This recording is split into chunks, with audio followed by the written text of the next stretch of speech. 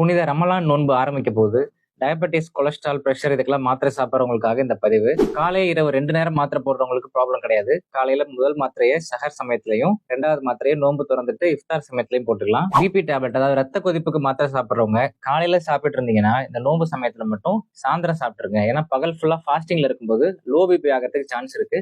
இஃப்தாருக்கு அப்புறம் மாத்திரை போட்டுக்கிட்டீங்கன்னா ப்ராப்ளம் கிடையாது. கொலஸ்ட்ரால் மாத்திரை எல்லாருமே நைட் தான் சாப்பிடுவாங்க, ஸோ அதுல இஷ்யூஸ் கிடையாது. அடுத்து சர்க்கரை மாத்திரையில மெட்ஃபார்மின் 500 mg சாப்பிட்றவங்க, வில்டாக்லிப்டின், சிட்டாக்லிப்டின், லினாக்லிப்டின், டெபாக்லிஃப்ளோசின் இந்த மாத்திரை சாப்பிட்றவங்க பயப்பட வேண்டியதே கிடையாது. ஏன்னா இதுல லோ சுகருக்கான சான்சஸ் ரொம்பவே கம்மி. அதே மெட்ஃபார்மிலேயே 850 மில்லிகிராம், 1000 மில்லிகிராம் சாப்பிட்றவங்க உங்களுடைய மருத்துவர் ஆலோசனை பண்ணிட்டு இந்த மாத்திரையுடைய பவரை கம்மி பண்ணிக்கங்க, அளவை குறைச்சிக்கிறது நல்லது. லிபன்கிளமைட், கிளிப்பிசைட், கிளிக்லசைட் இதெல்லாம் லோ சுகர் உண்டாக்கக்கூடிய மாத்திரைகள்.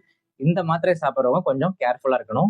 அடுத்த இன்சுலினுக்கு வருவோம். இன்சுலின்ல 2 வகையான இன்சுலின் இருக்கு. Rapid acting analogues, long acting insulin. இந்த ரேபிட் ஆக்டிங் அனலாக்ஸோட பீக் ஆக்ஷன் 2 to 3 ஹவர்ஸ்ல இருக்கிறதுனால இப்போ மார்னிங் நீங்க போட்டீங்க அப்படின்னா ஒரு 9 o'clock 10 o'clockலாம் லோ சுகர் வர்றதுக்கு சான்ஸ் இருக்கு. அதனால ஷார்ட் ஆக்டிங் இன்சுலின் போடுறவங்க உங்க டாக்டரை கன்சல்ட் பண்ணிட்டு அதை லாங் ஆக்டிங்கா சேஞ்ச் பண்ணிக்கலாம் ஃபார் டைம் பீயிங்.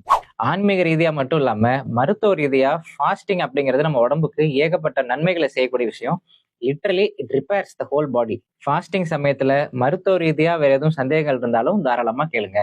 இஸ்லாமிய நண்பர்கள் அனைவருக்கும் எனது இனிய ரமலான் நோன்பு நல்வாழ்த்துக்கள்.